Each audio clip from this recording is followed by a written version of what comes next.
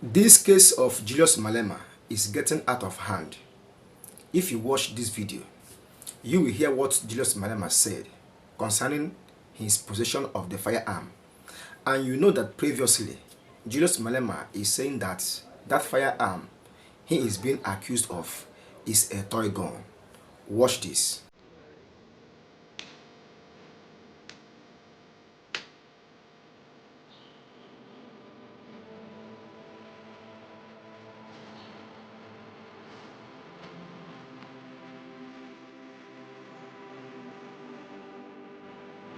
Moloto. I'm the fighter from Ward 15 Polokwane. We are here rallying behind our CIC because we feel this case was actually cooked and planned to silence the black person on the revolution. So we don't believe on that, and we believe in effect that a black person must be given a space to live like a normal person in this world, of which this is what is happening in South Africa. The Afri Forum, the depression that we are still working on, the suffering, so we can't allow that. That's why we are here rallying behind our CSC. Something unexpected is happening in South Africa, and it is sending shockwaves far beyond the courtroom walls. Thousands of young people, members and supporters of the economic freedom fighters are gathering in East London. Not for celebration, not for protest alone, but to physically stand guard over a man they believe represents resistance itself, Julius Malema. Many have vowed to sleep outside the court through the night to show unwavering loyalty and defiance. This is not ordinary political support. This is symbolic. This is personal. And to many watching across Africa, it feels historic. Julius Malema was found guilty in October for firing a rifle during the EFF's 2018 birthday rally in Madansing. The court case now enters the sentencing phase, where Malema faces the possibility of a prison sentence that could reach up to 15 years. For his supporters, this is not simply about a firearm. They see it as a calculated attempt to criminalize a revolutionary voice. EFF members argue that Malema has long been targeted for challenging entrenched systems of power, racial inequality, and economic exclusion. To them, the timing and severity of the case suggest political pressure rather than justice. This belief has transformed a legal hearing into a moment of mass mobilization. Young people have taken to the streets of East London in large numbers, chanting messages of unity, resistance, and African dignity.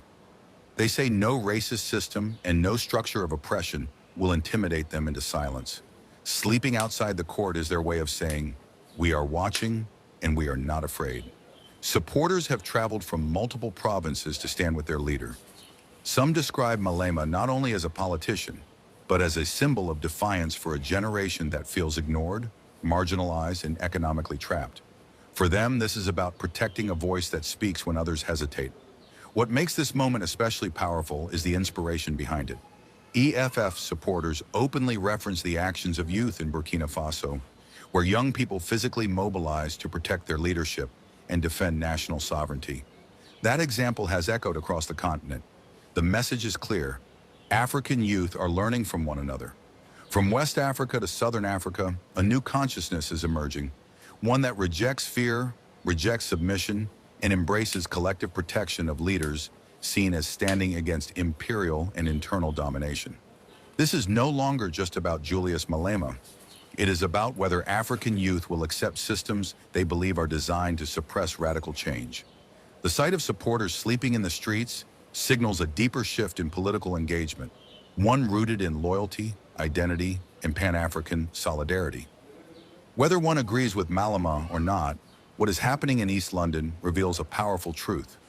A generation is waking up, and once people are awake, history shows they are difficult to silence. Africa is watching South Africa. The world is watching African youth. What happens next will be remembered, not just for the verdict, but for the courage displayed outside the courtroom. This is not just resistance, this is a statement, and it may be a sign of what's coming next for Africa. When you are charged with a firearm and you are found guilty of having used this firearm to commit crime, that firearm is seized to the state once you are found guilty. The firearm in question has been released. The firearm that I'm told I fired has been released to the owner. So if it has committed crime, why is it released to the owner? Because the state must take it. And what was funny about it again is that a day before she passed judgment, the prosecutor called the lawyer of accused number 2 that tomorrow you must come and fetch your firearm before the judgment was made. How did he know that the judgment is going to favor accused number 2? So I'm going to be sentenced for firing a firearm which is not in the custody of the state. Because when you sentence me, the state should be in a position of the weapon that was used to commit crime. That has been released to the owner. So there are 2 visions in a criminal case. There was that firearm which they brought and said, this is the firearm I fired. They are now removing it and gave it to the owner, so it's gone. The only firearm that is left before the court is the one I gave them, which was a toy gun. And I'm going to be sentenced on that toy gun. Like I said earlier, Julius Malema said that the firearm is a toy gun. That even if he wants to be sentenced, he will be sentenced of that toy gun. And according to this video, Julius Malema is saying that this is a fabricated case against him. And if you watch everything, you will see that it is likely that what Julius Malema is saying is correct. They fabricate this case to shut him down. They fabricate this case to silence Julius Malema. So that is all I have to say. If you have your own opinion, you can drop it in the comment section. Let's know what you think.